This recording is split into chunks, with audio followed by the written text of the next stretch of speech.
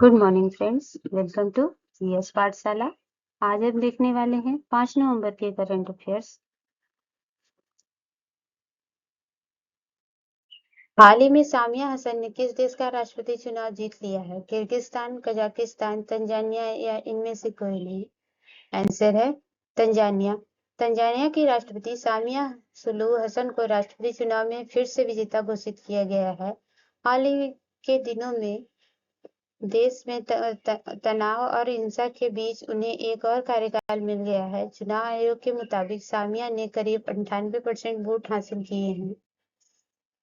हाल ही में भारत का 94वां रामसर स्थल किसे घोषित किया गया है? रूपकुंड झील, गंगा बिल झील, पुष्कर झील या इनमें से लोकटोक झील? आंसर है गंगा बिल झील। भारत ने बिहार के कटिहार जिले में स्थित गंगा बिल झील को रामसर स्थलों की सूची में शामिल किया है, जिससे आधिकारिक तौर पर रामसर कन्वेंशन के तहत अंतर्राष्ट्रीय महत्व की 94वीं आर्द्रभूमि बन गई है। स्वच्छ शहर रिपोर्ट के अनुसार भारत का स्वच्छ शहर कौन सा बना है? सबसे स्वच्छ शहर शिलोंग मेघालय, मदुरई तमिलनाडु, इंदौर मध्य प्रदेश या दिल्ली? तो इसका आंसर है मदुरई तमिलनाडु। स्वच्छ सर्वेक्षण 2025 रिपोर्ट, जो स्वच्छ भारत मिशन के अंतर्गत जारी की गई है, ने एक बार फिर भारत के शहरी स्वच्छता प्रयासों में गहरी असमानता को उजागर किया है। जहां कुछ छोटे शहरों ने स्वच्छता बनाए रखने के में सराहनीय प्रगति की है, वहीं देश के कई बड़े महानगर इस बार भी पिछड़ गए हैं। इस वर्ष की रिपोर्ट में मदुरई को भारत का सबसे गंदा शहर घोषित किया गया है। इसके बाद लुधियाना, चेन्नई, रांची, बेंगलुरु का स्थान है। BIS कर के नए महानिदेशक कौन बने हैं? संजय गर्ग, निर्मल मिंडा, शैलेश चंद्रा या विवेक मेनन? तो इसका आंसर है संजय गर्ग। संजय गर्ग को भारतीय मानक ब्यूरो के महानिदेशक नियुक्त किया गया है। गर्ग ने इस महीने की शुरुआत के साथ ही 1 नवंबर 2025 से नया पदभार ग्रहण किया है। वे कैडर के IAS 1994 बैच के वरिष्ठ सिविल सेवक हैं। जेलीफिश दिवस कब मनाया जाता है? 1 नवंबर, 2 नवंबर, 3 नवंबर या 4 नवंबर? सर है 3 नवंबर। हाल ही में किसने नौसेना के 40वें नवे मेटेरियल प्रमुख का पदभार संभाला है? बी शिव कुमार, समीर सक्सेना, गुरुचरण सिंह, इनमें से कोई नहीं? आंसर है बी शिव कुमार।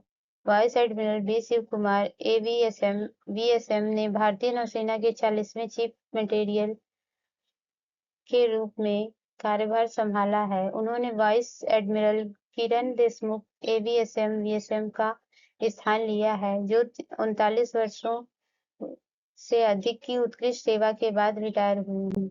हाल ही में पिंक सहेली स्मार्ट कार्ड शुरू किया गया है। ये शुरू किया गया है दिल्ली सरकार द्वारा। दिल्ली की रेखा गुप्ता सरकार ने DTC बसों में महिलाओं और ट्रांसजेंडरों को मुफ्त यात्रा के लिए रविवार को पिंक सहेली स्मार्ट कार्ड लॉन्च कर दिया है। इस विशेष पहल का मकसद दिल्ली परिवहन निगम यानी DTC और क्लस्टर बसों में महिलाओं और ट्रांसजेंडरों को मुफ्त यात्रा की सुविधा देना है। इस योजना के तहत 12 साल से अधिक उम्र की बेटियों, बहनों, माताएं दिल्ली भर में मुफ्त यात्रा का लुत्फ उठा सकेंगी।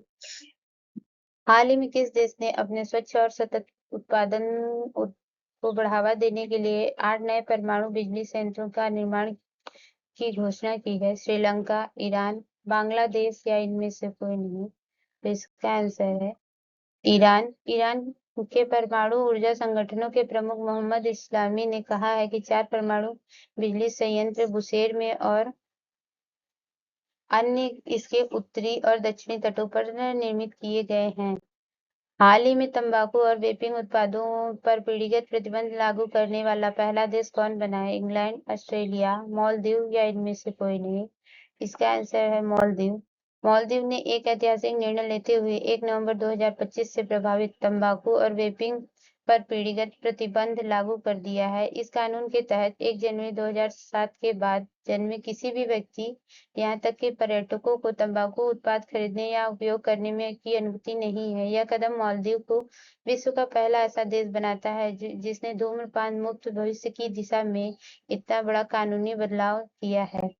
दुनिया में पहली बार थोरियम से यूरेनियम ईंधन में सफलतापूर्वक रूपांतरण किसने किया है?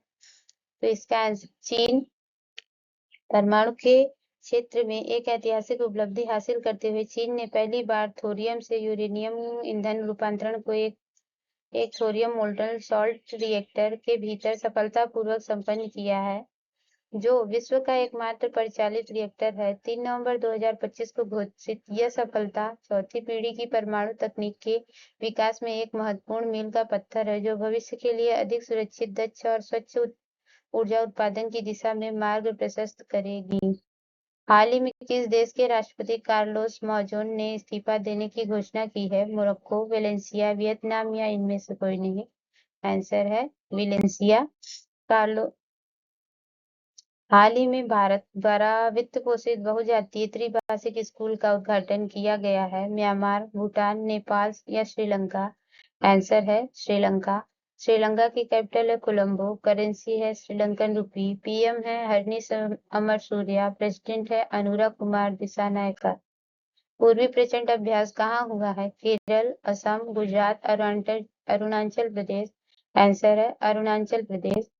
पूर्वी प्रचंड प्रहार एक त्रिस्तरीय अभ्यास है, जिसका अर्थ है कि इसमें भारतीय सशस्त्र सेनाओं की तीनों शाखाएं भारतीय सेना, भारतीय नौसेना, भारतीय वायुसेना शामिल होंगी।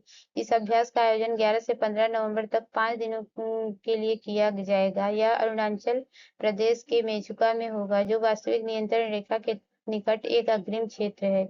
इस अभ्यास के जरिए पूर्वी सीमाओं पर भारत की युद्ध तैयारियों का परीक्षण किया जा सकेगा। Thanks for watching my channel. Please like and subscribe and share my channel GS पाठशाला। मिलते हैं दूसरे वीडियो के साथ, तब तक के लिए बाय बाय।